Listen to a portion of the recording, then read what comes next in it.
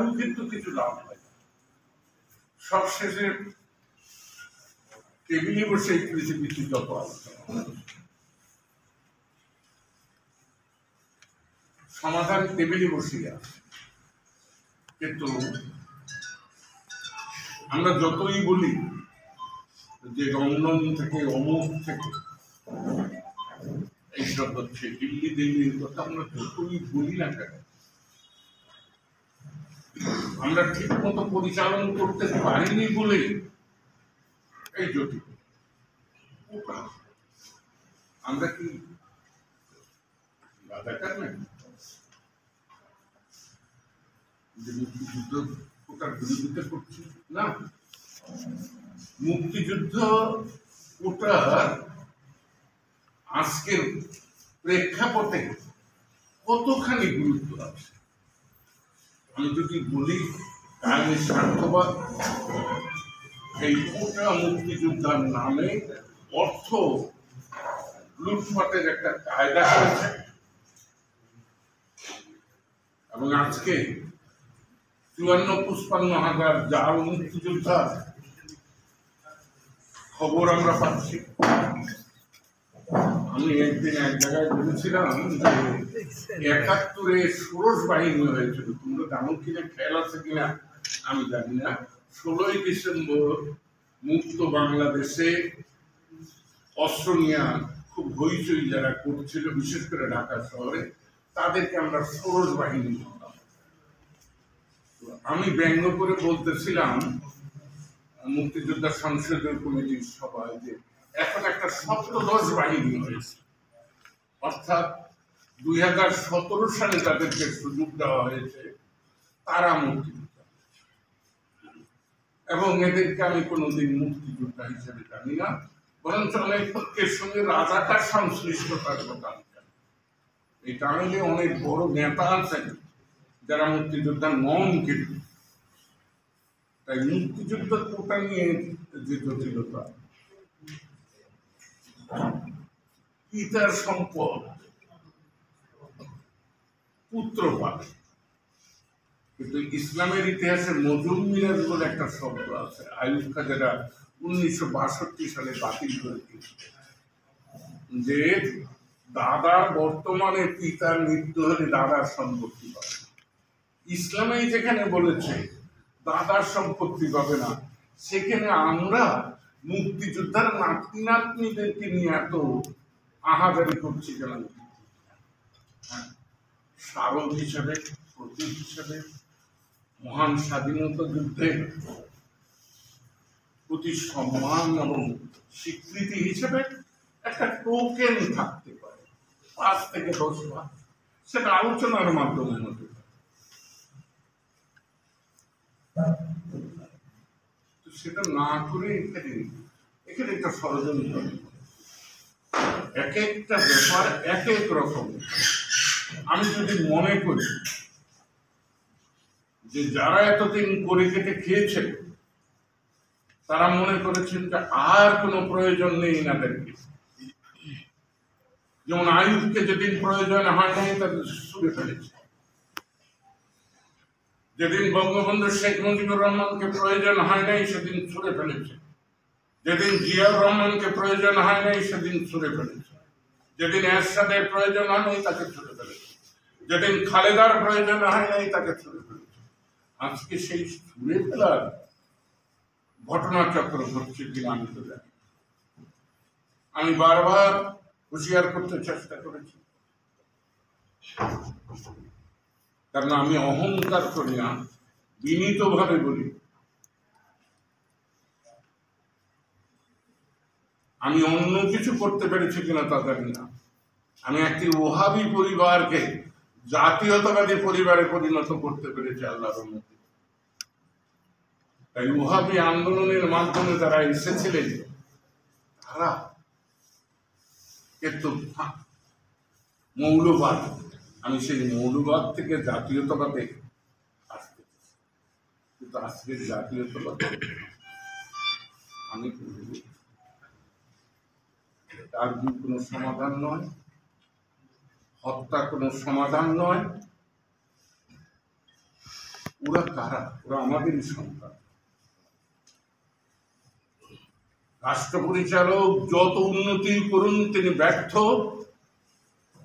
যদি জনগণের মনে ঘৃণার সঞ্চার। আমি এই 3 দিন গ্রামে গ্রামে ঘুরে দেখেছি যে কিশোর তারা এখনো তরুণ হয়ে সারে নাই, তাদের মনে কি ঘৃণা, কি ধিক্কার, কি ক্ষোভ। তারা কিন্তু জানে না কিসে কি হচ্ছে, কিন্তু তাদের মনে ক্ষোভ হচ্ছে। আমি সংসদে দাঁড়িয়েও বলেছি, এখনো বলছি, এই ক্ষোভ কোনো ব্যক্তির পক্ষেও নয়, ব্যক্তির বিপক্ষেও নয়, কোনো ষড়যন্ত্রকারীদের দ্বারা নয়। ষড়যন্ত্রকারীরা বাতাস দিলে সেটা একটু উত্তাপটা বাড়ে, এটা তৈরি হয়েছে আমরা যারা দেশ চালাচ্ছি বলে অহংকার করি তাদের কারণ। কেননা এই টাঙ্গাইল শহরে তোমাদের বয়স কম হতে পারে, কিন্তু তোমাদের বাপ চাচারা যারা জীবিত আছে তারা তো সবাইকেই চিনে, যে কাদের টিনের ঘর ছিল, কাদের ছাপরা ঘর ছিল, আজকে তাদের 8তলা 10তলা দালান হয়েছে। হ্যাঁ, তারা কোটি টাকা দামের গাড়িতে চলে ঘুরে। দৃশ্যমান কি বাণিজ্য আছে তাদের? আয়টা কোথায়? ক্ষোভ তৈরি হবে না, যন্ত্রণা তৈরি হবে না? আজকে যন্ত্রণার প্রকাশ, সেখানে অবশ্যই বাতাস দিচ্ছে, অবশ্যই বাতাস দিচ্ছে স্বাধীনতার। তাই যদি আমরা বিশ্বাস করি তাহলে আমি বঙ্গবীর তাকে স্মৃতিকে বলবো, বাংলাদেশের মানুষ তোমাকে খোঁজে। আমি তোমাকে শ্রদ্ধা করি এক জায়গায়। তুমি মুক্তিযোদ্ধা নিয়ে আমার খুব বেশি মাথা ব্যথা নেই, মুক্তিযুদ্ধ অনেকেই করেছে, কিন্তু ৭৫-এর ১৫ই আগস্টে ওই রাত্রি 12টা পর্যন্ত যারা বলেছে এক নাটা এক দেশ, বঙ্গবন্ধু বাংলাদেশ, কিন্তু 5টা 17 মিনিটের সময় যখন 32-এ বঙ্গবন্ধুর লাশ পড়ে রইল তখন কাউকে খুঁজে পাওয়া যায়। সেদিন তুমি প্রতিবাদ করছি। এই প্রতিবাদ তোমার জীবনের শ্রেষ্ঠ নয়। তুমি যে একজন স্বাধীনতা যোদ্ধা, তা এসিড টেস্টে তুমি একমাত্র এই দেশের স্বাধীনতা যোদ্ধা, আর কেউ নয়। আর যারা বলে তারা স্থাবকতা করে, তারা বিভ্রান্ত। তাই আজও তুমি এগিয়ে যাও, আমি তোমাকে সহযোগিতা করি, কিন্তু কারো বিরুদ্ধে আমাদের বিদ্বেষ নাই। এবং আমরা কিন্তু জানি যারা আন্দোলন করে এই তরুণদের আন্দোলন না, যারা জাতীয় আন্দোলন করে তারা রাষ্ট্র ক্ষমতায় ছিল 20-22 বছর, তারা করেছে কি? জনগণও তাদেরকে ছিল, তাদের ডাকে কিন্তু এই আন্দোলনে কোনোদিন আসে নাই, কিন্তু আজকে এই তরুণদের ডাকে এসেছে। আর আমি একেবারে প্রধানমন্ত্রীকে বলবো, এনএসএর আয়ুক্ত রক্ষা করতে হবে, ছাত্র সমাজ এরশাদকে রক্ষা করতে হবে, ছাত্র দল খালেদাকে রক্ষা করতে হবে। তাই ছাত্রলীগ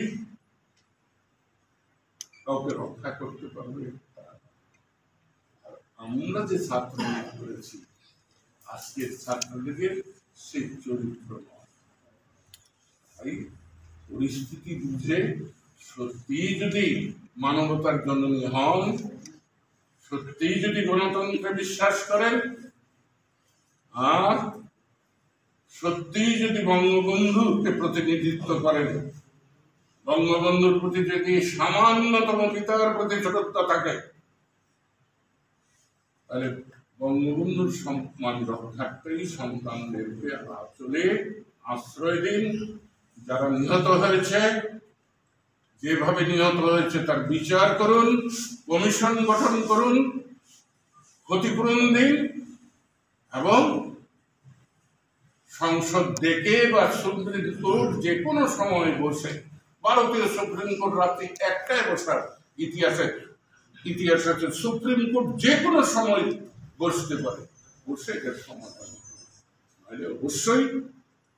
অবশ্যই ষড়যন্ত্রকারীরা এখানে হাজিবাড়িতে আগুন লাগবে সেই হলকে খেতে চাইবেই তো।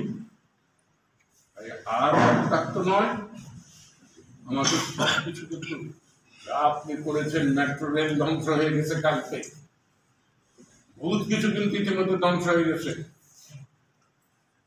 অতএব শুভবুদ্ধির উদয় হোক সবার। আমি তরুণদেরকেও বলবো, যদি সঙ্গত আচরণ সরকার করে, রাষ্ট্র করে, সেটা মেনে নিয়ে শান্তির পথে, সৌহার্দ্যের পথে, ভালোবাসার পথে এগিয়ে চলো। ধন্যবাদ। জয় বাংলা। যারা শহীদ হয়েছে, আহত হয়েছে, শহীদদের আত্মার মাগফিরাত কামনা করছি। আহতদের আশু সুস্থতা কামনা করছি। এবং এই প্রত্যেকটি ঘটনার বিশেষ করে জীবনহানির নিন্দা করছি। প্রিয় বন্ধুগণ, যে আশা এবং উদ্দেশ্য নিয়ে আমরা এই দেশ স্বাধীন করেছিলাম, এই দেশের আপামর জনসাধারণ দেশকে স্বাধীন করেছে। আজকে যেমন সাধারণ ছাত্র ছাত্রীরা কোটা সংস্কার আন্দোলনে ঝাঁপিয়ে পড়েছে, যেটা দেখে কারো বাড়িতে আগুন লাগলে কেউ আলু ফুলে খায়, এরকমই আজকের এই আন্দোলনের সুবাতাসে অনেকেই তাদের অবস্থান সুদৃঢ় করার চেষ্টা করছে।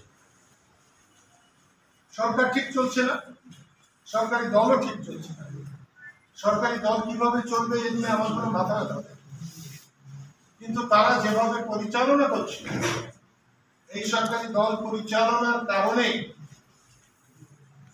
আজকে কোটা সংস্কার আন্দোলন অন্যদের হাতে চলে গেছে, একটি রাজনৈতিক আন্দোলন হিসাবে দিতে যাচ্ছে।